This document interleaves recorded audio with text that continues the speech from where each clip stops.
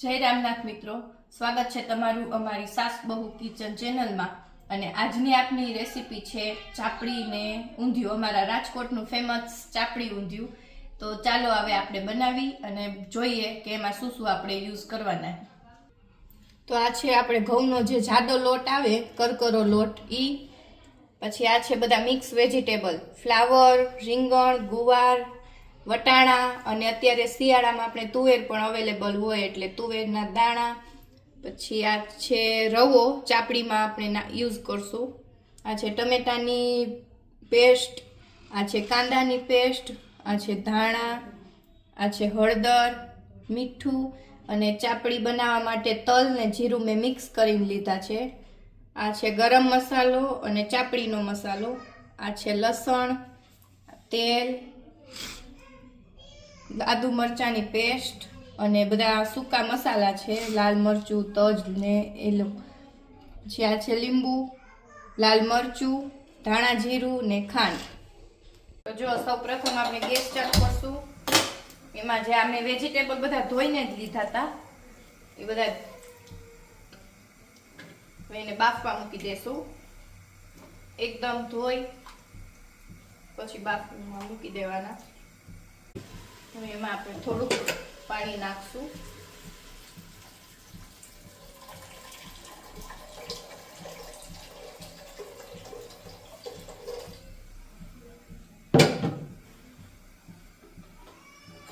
થોડીક હળદર અને મીઠું આપણે બાફવામાં જ નાખી દેશું।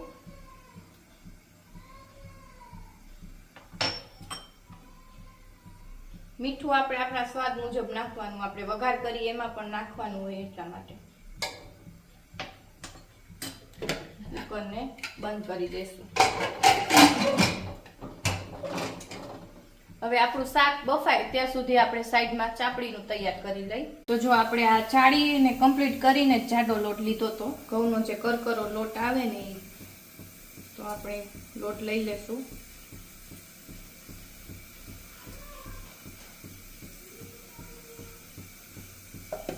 હવે એમાં આપણે અડધી વાટકી રવો એડ કરશું,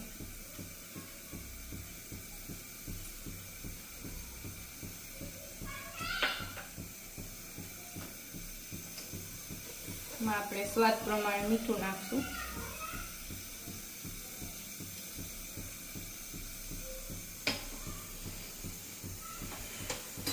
અને તલ ને જીરું નાખશું, એમાં આપણે તેલ એડ કરશું। રવો નાખવાથી ચાપડી છે ને એકદમ ક્રિસ્પી બને। તેલ આપણે 3 થી 4 પાવડા તેલ લીધું છે, હવે એને મિક્સ કરી દેશું।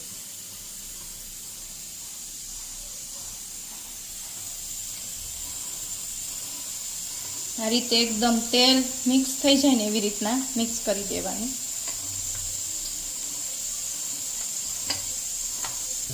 હવે આપણે એમાં જરૂર મુજબ પાણી એડ કરતા જશું અને લોટ બાંધતા જશું, બહુ કઠણ નહીં બહુ ઢીલોય નહીં, એ રીતના બાંધવાનો છે। મેં જેમ જરૂર પડે એમ પાણીનો યુઝ કરતું જવાનું, બહુ ઢીલો લોટ નહીં રાખવાનો। તો જો આપણો લોટ તૈયાર થવા બંધાઈ ગયો, આ રીતનો બાંધવાનો।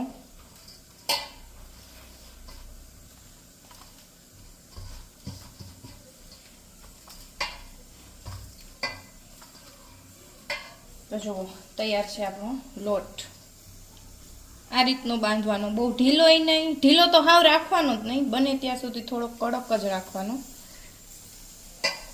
લોટ આપણો બંધાઈ ગયો છે અને શાક હજી ચડે છે ત્યાં આપણે બધી ચાપડીને બનાવી અને રાખી દઈ।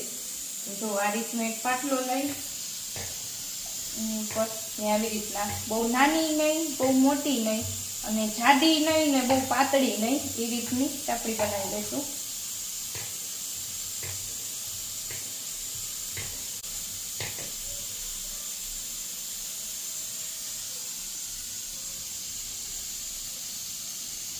તો આ રીતની ચાપડી બનાવવાની છે।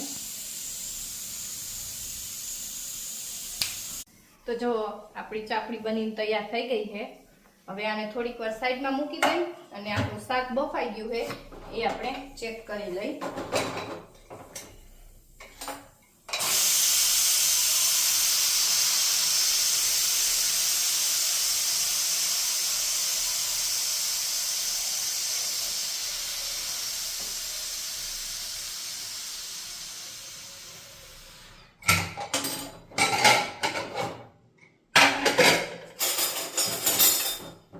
જો આપણું શાક એકદમ બફાઈ ગયું છે સરસ.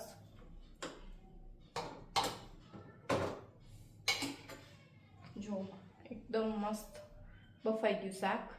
ચાલો હવે આપણે આનો વઘાર કરી નાખીએ.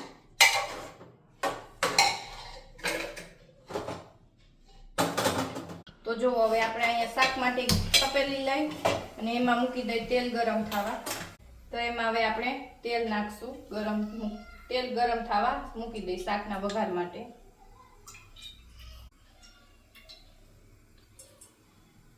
તો જો અહીંયા મેં 3 થી 4 4.5 પાવડા તેલ જેટલું નાખ્યું છે.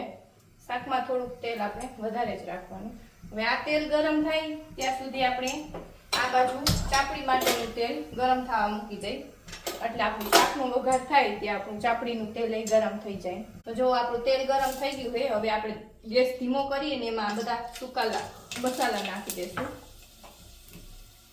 મસાલા એકદમ કાળા થઈને ફૂટે ને ત્યાં સુધી એને ગરમ થવા દેવાના, એટલે ટેસ્ટ બહુ સરસ આવે.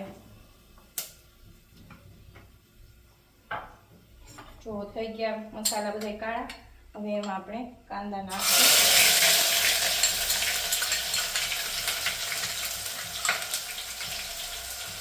અહીંયા મેં 2 નંગ કાંદાની ગ્રેવી કરી દીધી. હવે એકદમ કાંદા લાલ થાય ત્યાં સુધી આપણે એને પાકવા દઈશું. તો આપણા કાંદા એકદમ બ્રાઉન થવા માંડ્યા છે. હવે એમાં આપણે ટમેટાની પેસ્ટ નાખીશું.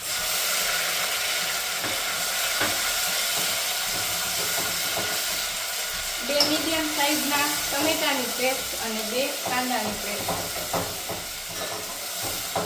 એક સરખું સરસ પાકે ત્યાં સુધી આને પાકવા દઈશું. એમાં આપણે સ્વાદ અનુસાર મીઠું નાખશું. મીઠું આપણે બાફવામાં નાખ્યું હોય એટલે આમાં થોડું ધ્યાન રાખવાનું.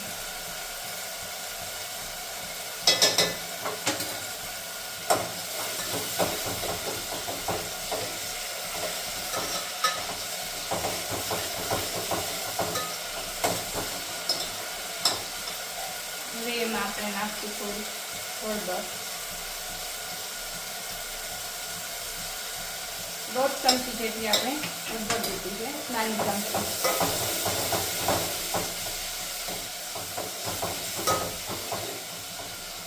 થોડીક વાર પાકવા દઈશું આને. હવે એમાં નાખશું આપણે લાલ મરચું. લાલ મરચું તમે તમારા ટેસ્ટ મુજબ નાખી શકો. તીખું હોય, ખાટા હોય તો તીખું. જો અહીંયા મેં 4 નાની ચમચી લાલ મરચું એડ કર્યું છે.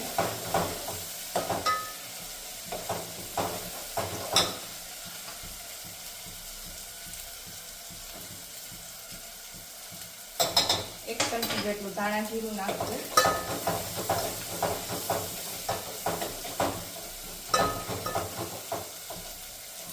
હવે આમાંથી તેલ છૂટું પડે ત્યાં સુધી આપણે આ ગ્રેવીને પાકવા દઈશું.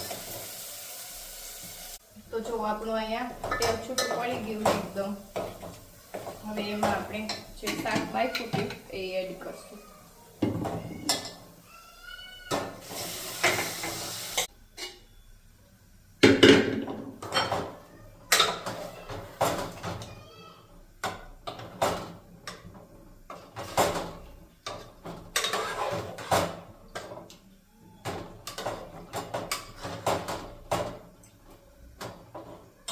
હવે આમાં આપણે અડધા લીંબુનો રસ એડ કરશું. થોડો ગરમ મસાલો અને જે ઊંધિયાનો મસાલો આવે એ એડ કરશું.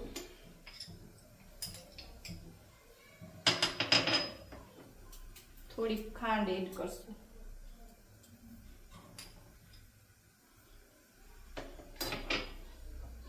ઉપરથી લીલું લસણ.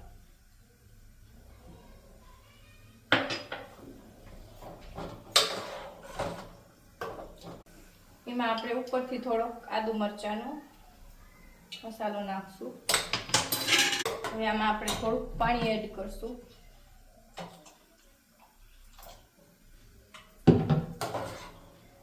તો આ રીતનું રાખવાનું. હવે આને આપણે થોડીક વાર ઉકળવા દઈશું બધું. તો જો હવે આપણે આ બાજુ ચાપડી તરી, આ બાજુ શાક થાય ને ત્યાં સુધીમાં આપણે આ બાજુ ચાપડી તરી નાખી. આપણે જે તેલ ગરમ થવા મૂક્યું હતું ને તેલ આપણું ગરમ થઈ ગયું છે.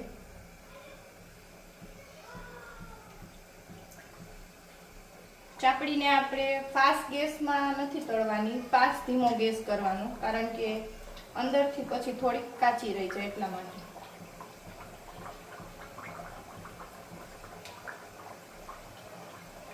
થોડીક લાલ થાય એટલે આપણે ગેસની ફ્લેમ ધીમી કરી દઈશું. જો આપણી ચાપડી આવી રીતના તરવા માંડી છે એટલે હવે આપણે ગેસની ફ્લેમ ધીમી કરી નાખશું. બહુ ધીમી નહીં ને ફાસાઈ નહીં, મીડિયમ ગેસે તળશું એટલે એકદમ ક્રિસ્પી બને. ફાસ્ટ ગેસે ચાપડી પછી બળી જાય અને અંદરથી કાચી રહે એવું થાય. તો જો આપણી ચાપડી સરસ મજાની તળાઈ ગઈ છે. આવી રીતના તળવાની, બહુ બ્રાઉન નહીં થવા દેવાની અને સ્લો મીડિયમ ગેસે જ તળવાની એટલે બહુ સરસ થાય ક્રિસ્પી. હવે આને આપણે કાઢી લેશું.